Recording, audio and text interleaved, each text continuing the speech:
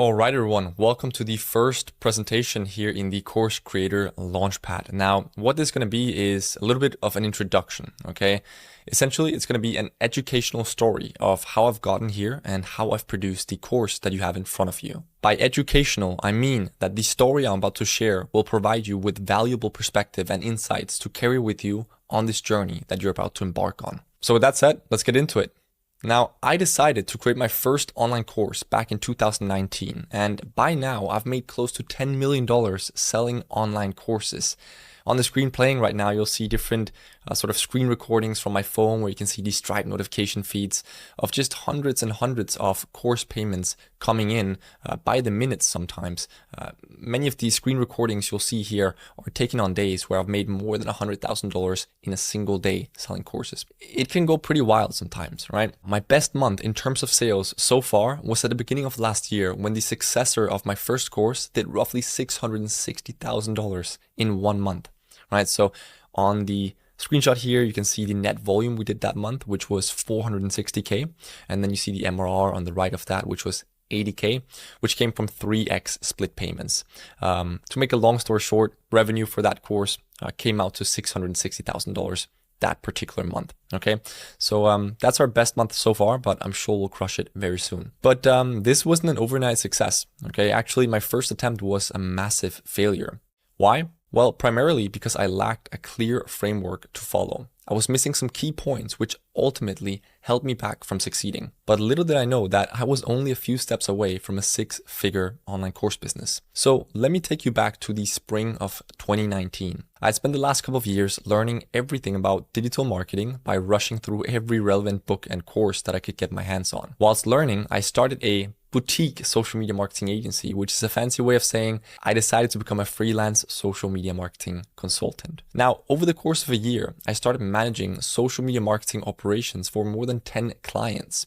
And not only was I actually delivering excellent results to these clients, I was also getting paid quite well for doing this. We're talking $10,000 to $25,000 plus per month at the age of 17 to 18. Okay, so I started posting and sharing a little bits about my job, so being a social media marketing consultant, and the results that I was creating on my small Instagram profile, which back then had less than 1,000 followers. To my surprise, an instant demand appeared. Lots of people in my little network wanted to learn from me, and so I immediately felt an urge to help them all achieve similar results to mine. Why, you may ask again?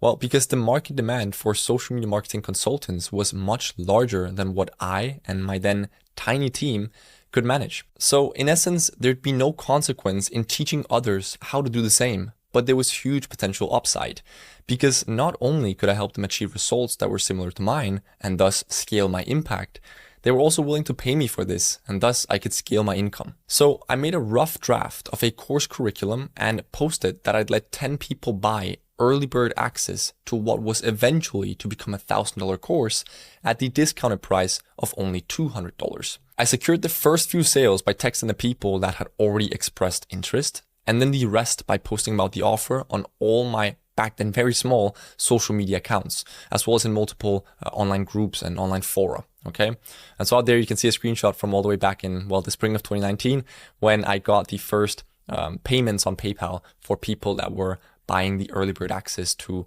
the course that I hadn't even created yet, right? That I was just doing a pre-launch early bird offer for. Right? The main incentive that made people buy was that they could save $800 through this limited early bird offer, which would grant them full access to the finished course once I had actually produced it. Okay.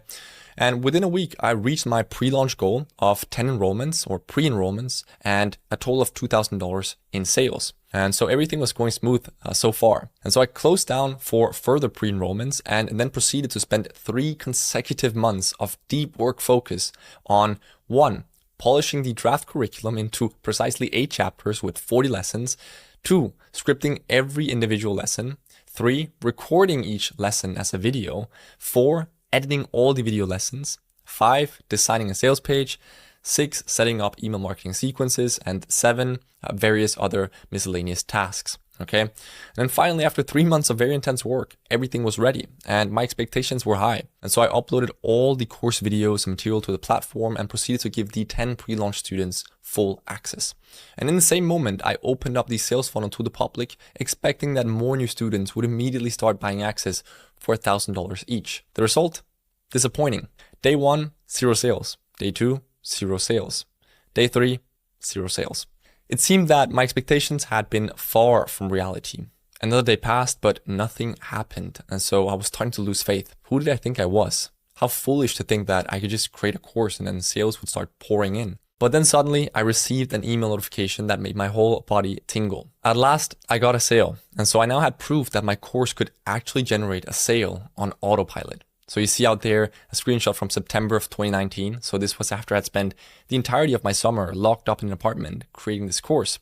Well, I got notification on my Gmail app on my phone that my old course, which was back then called SMA Academy, so Social Media Marketing Agency Academy, it had generated its first autopilot sale and made me $499. Okay. In other words, my course had just earned me $500 without me having to manually do the outreach and convince the customer to secure the sale. It was a revelation. And by now, a few of the early bird students had already completed the course and I was starting to get some good feedback from them. So I posted the messages and testimonials on my IG, so my Instagram story, and on the sales funnel. And this resulted in more sales coming in on autopilot over the following weeks. So you can see back there throughout October, and then on the 1st of November, I started making more sales at this $499 price point, okay, which was what I had lowered my course price to in order to actually get some sales in. While the sales volume was slowly ramping up, I was spending lots of time talking to my students. I was asking them what they were struggling with and what they felt like they were missing in order to succeed. And that's when I understood that although my course was definitely quite good, according to my initial students, it could have been better. Or rather, there were some obvious questions and aspects that I had overlooked during my intense 3-month period of course production. Now, first and foremost, it's almost impossible to get something 100% right in our first attempt, because when we're deeply immersed in creating something, it's easy to overlook the most obvious points. But regardless, at this point, I could have simply said, screw it, I've just spent 3 precious months creating this thing. I'm not going to redo the whole course before I start scaling it to hundreds of paying students. But that just didn't sit right with me, because product quality and reputation is absolutely everything to me. I'd rather get the product right first and then start scaling it so that I could feel truly great inside every time a new student would purchase my course. And so I had to swallow the hard truth, and I announced that I would temporarily close down for new enrollments while going back to the drawing board in order to optimize core parts of my course curriculum. And so I did. And a short while later, once I had optimized the course based on my initial students' feedback, it was clear that I now had a truly great product and offer. And my plan was now to sell the course at 1,250 euros, or roughly $1,300, but to celebrate the relaunch with a 50% off offer, or rather 640 euros to be precise. And so I reopened the sales funnel with the discounted offer and the sales started pouring in. And this was just half of the incoming sales, well, what you see on the screenshot, because the other half was coming in through PayPal, which you cannot see on the notification feed in this particular screenshot. So you see here in the span of a couple of days, I actually started getting a lot of payments in at 640 euros or 4,900 Danish kroners, which is the same, just the currency is converted here. Okay, things really started looking good. Things started going very well for my course. And shortly after, I increased the price to 1,250 euros as promised, and the sales actually kept coming in. So here you see more payments for 1,250 euros or 9,300 Danish kroners, which again, I was processing payments in both currencies, but it's the same amount. Again, here you can see in the span of what would have been 3 days, 5 payments of 1,250 euros each. So that's somewhere around $8,000 in 3 days. Okay. Obviously, this is nothing to me today compared to the results that I've generated since then. But already here, things were starting to look good. And so over the course of just a few months, my online course sales went from 10K a month to 25K a month to 50K a month. And over the next year, I grew to $100,000 per month in online course sales. And a year after that, I was consistently making over $250,000 per month. And that's when, well, things started looking a little bit like what you're seeing on the screen right now. And as I told you at the beginning of this presentation, well, my best month in terms of sales was at the beginning of last year when the successor of that old course did roughly $660,000 in a month. So yeah, I think you're starting to get the picture. It's been quite the journey, but it's been a good journey, and it's been, well, steadily uphill in a good way. But if we just forget about my results for a second and go back to the moment where I realized I had to return to the drawing board in order to improve my course, well, what's the biggest lesson that I learned from that experience? Well, that I could have saved months of precious time and effort if I had simply presented my draft curriculum to my initial 10 pre-launch students over the course of just a few group calls. Why? Well, because this would have allowed me to collect feedback and to understand the most important questions, pain points, and objections directly from the voice and perspective of the ideal student I was aiming to serve, not just based on my own imagination. And to make that approach even better, I could have recorded the group calls and used those recordings as an MVP, so that's minimum viable product, that more people could keep buying early bird access to during my course production period. Why? Well, because this would have allowed me to collect feedback and to understand the most important questions, pain points, and objections directly from the voice and perspective of the ideal student I was aiming to serve, not just based on my own imagination. And to make that approach even better, I could have recorded the group calls and used those recordings as an MVP, so that's minimum viable product, that more people could keep buying early bird access to during my course production period. This would have allowed me to keep making a bit of profit during the months that I spent creating the course, as opposed to just being closed and having nothing for sale for several months. So since then, I've always followed that process when creating a new course. 1. Draft the curriculum and the idea.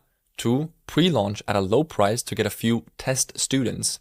3. Present the draft to early bird students on a series of recorded group calls.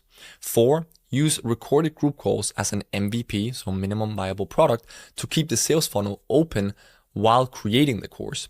5. Optimize course material based on feedback and experience gathered from the calls. 6. Produce the actual course. 7. Launch officially. And 8. Start scaling. Okay?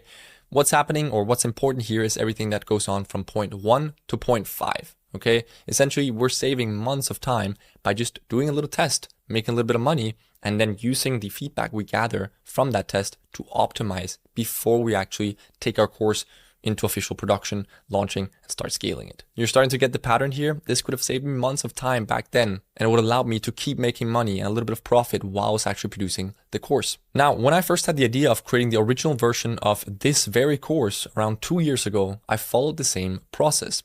I drafted a curriculum of 6 chapters/parts, simply noting down the headlines of the topics that I wanted the course to cover, or rather, simply noting down my first impression of what the course would need to cover in order to enable its students to achieve the desired result of the course. With this draft as my pitch, I then pre-launched an early bird offer to 10 people who each paid me 7,500 euros, or roughly $8,000. Yup, $80,000 made in less than a week based only on a draft curriculum/idea. Now you might think, well, how could I charge 7,500 euros or $8,000 per pre-launch student? Well, this price point was possible for me 2 years ago because by then I had already grown a bit of an audience as a result of my previous